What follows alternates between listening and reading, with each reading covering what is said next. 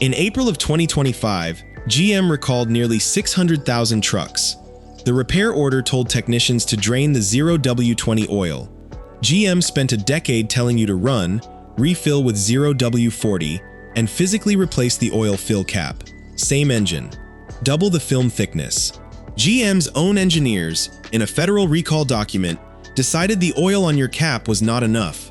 If your truck was not on that list, nobody told you. Your cap still says 0W20. I read hundreds of owner comments asking the same 4 questions. What oil? What interval? Does that dash percentage mean anything? Does my disabler protect me? Here are the answers. Let me start with the 2 questions I saw more than any others, because they turn out to be the same question. The first one goes like this. My oil cap says 0W20. My buddy runs 5W30. My dealer says never deviate. Who is right? The second one goes like this. My truck says 40% oil life remaining. Do I change it now, or do I wait for the light? Here is what almost nobody realizes. Neither of those numbers is telling you what you think it is. Start with the percentage on your dash, because this one surprises people the most. Your Chevrolet does not have an oil quality sensor. There is nothing in that engine smelling your oil, testing it, or measuring how dirty it is. The oil life monitor is an algorithm, and it runs 3 separate countdowns at the same time. The first is a straight mileage countdown. On most Chevy trucks, 100% to 0 across 7,500 miles. The second is a time countdown, 100% to 0 across 1 year, whether you drive or not. The third is a load-based calculation that watches engine revolutions and temperature, and that one does move gradually.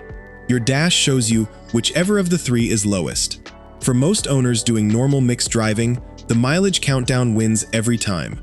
Which means the number you have been watching tick down is, in practice, a calendar with extra steps. It has never touched your oil. Now the number on the cap. That one has a story behind it, and it starts with a date. 2013 was the last model year GM specified 5W30 for its truck V8s. Silverados, Sierras, Tahoes, Yukons, all of them ran a 30 weight from the factory. Then 2014 arrived, the Ecotec 3 engines landed, and the spec dropped to 0W20. So what changed inside the engine that suddenly required a grade of oil you would normally find in a small 4-cylinder import? Here is the uncomfortable answer. Nothing inside the engine required it. Thinner oil means less internal drag, which means a fractional gain in fuel economy, and a fraction of a mile per gallon across 500,000 trucks a year moves a manufacturer's fleet average, a number that carries real financial penalties if missed. And if you want the proof rather than my word for it, the same 6.2-liter long block that runs 0W20 in a Silverado was specified with a 30 weight in the Camaro and permitted a 40 weight in Corvette applications. Same block, same rods, same crank, different oil. The difference was never engineering, it was which vehicle had to hit a fuel economy target. Rule 1. Never let the oil life monitor decide. Here is the first rule, and it applies to every Chevrolet on this list regardless of engine. Never let the oil life monitor decide when you change your oil. Use mileage. Here is why that matters more on these engines than on almost anything else you have owned. Every 5.3 and 6.2 built from 2014 forward uses direct injection, fuel sprayed at extremely high pressure straight into the cylinder. A known side effect of direct injection is fuel dilution. Small amounts of unburned fuel work past the rings and end up in the crankcase, and fuel is thinner than oil. Mechanics running used oil analysis on these engines have found something that should stop you cold. By a typical change interval, 0W20 oil in these trucks has often thinned below the minimum viscosity floor of its own grade. So the engine was calibrated around a 20 weight, and the crankcase is holding something closer to a 16 weight. The oil life monitor has no idea that happened. It cannot measure it. It is still counting down mileage. That gap between what the computer thinks is in your engine and what is actually in your engine is where a lot of expensive damage starts.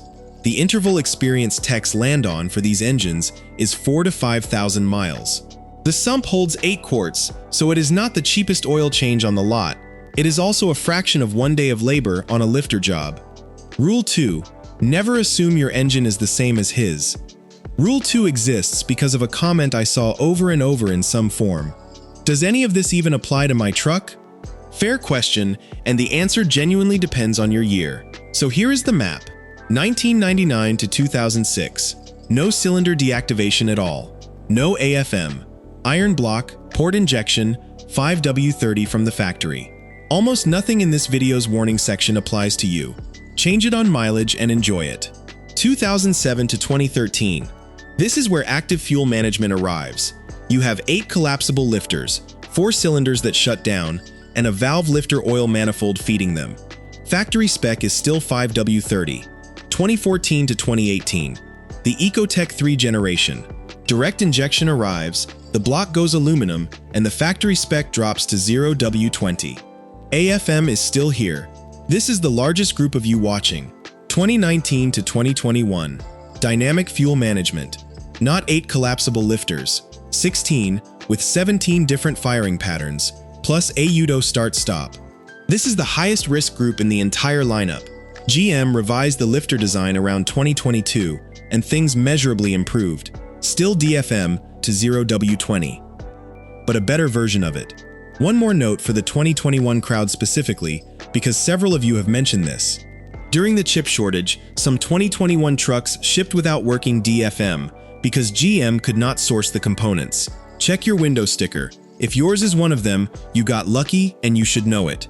And here is what that map really tells you.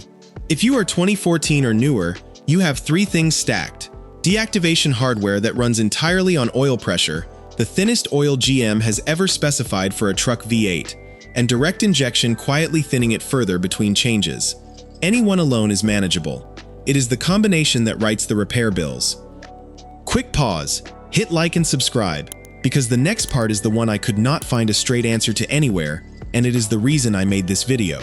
Coming up, what GM did when their own engineers got to pick the oil without a fuel economy target hanging over them.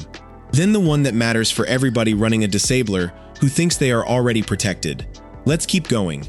Now here is where the arguments start in every comment section on this topic, and I want to take the other side seriously first, because the people making it are not stupid. The argument goes like this. Modern engines are built with tighter bearing clearances. Thin oil is specified because it fits those clearances. Put a thicker oil in, and you are fighting the design. And a second version of the same worry, will switching void my warranty?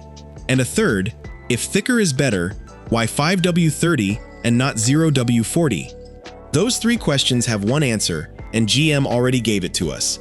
In 2025, GM recalled roughly 600,000 trucks and SUVs over the 6.2-liter L87, crankshafts and connecting rods out of spec. Now watch what the remedy was. Engines that failed inspection got replaced. Engines that passed inspection got a new oil filter and a permanent viscosity change, from 0W20 to 0W40. GM's own engineers moved those engines to roughly double the oil film thickness at operating temperature and about 35% more high-temperature, high-shear strength. They physically replaced the oil fill caps to show the new spec. That is not a forum opinion. That is GM, in a federal recall document, choosing thicker oil to keep engines alive. But here is the part that makes this honest, and the part the tolerance argument gets right. If the engine was replaced with a new one, that new engine goes back to 0W20. So GM's actual position is not thin oil bad, it is thicker oil for engines under stress. Factory spec for engines that are healthy. Both of those things are true at once, and that is the answer nobody gives you. Rule 3. Never switch viscosity blind. Which brings us to Rule 3. Never switch viscosity blind. Check your warranty status first, then decide. If you are still under factory powertrain warranty, run exactly what GM specifies. Not because thin oil is magic, but because GM has issued technical bulletins telling dealers to look at oil viscosity when diagnosing valve train failures on AFM engines. Do not hand them a reason. Run the spec, keep every receipt, and let the warranty do its job. The day that warranty expires, the math changes completely. At that point, you are the one paying for a lifter job, so you get to decide what protects your engine. For most out-of-warranty 5.3 owners, the sensible move is a Dexos 1 certified full synthetic 5W30. Why 5W30 and not 0W40? Because 0W40 was prescribed for a specific problem, compromised bearings on a recalled 6.2. Your out-of-warranty 5.3 is not that engine. 5W30 gives you meaningfully better film strength than 0W20 at operating temperature without going further than the situation calls for. And one specific case worth calling out. If you own a 2021 through 2024 6.2 that is on the recall list and it was inspected not replaced, then 0W40 is not optional and not a preference. That is your spec now. Check your VIN. This next one is for everybody who already installed a disabler and thinks they are done. And judging by the comments, that is a lot of you. The questions came in 3 flavors. I have a range module. Do I still need to change anything about my oil? My lifter went out anyway, even with the disabler. What was the point? And should I bother with the VLOM screen if the system is disabled?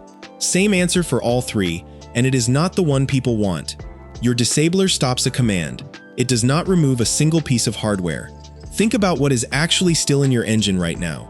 The collapsible lifters are still there, 8 of them on AFM, 16 on DFM. The locking pins inside them are still there.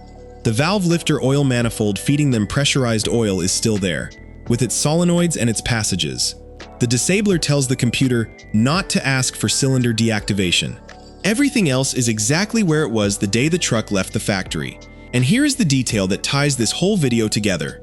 In an official service bulletin filed with NHTSA, GM attributed lifter fault to internal locking pin damage due to oil aeration.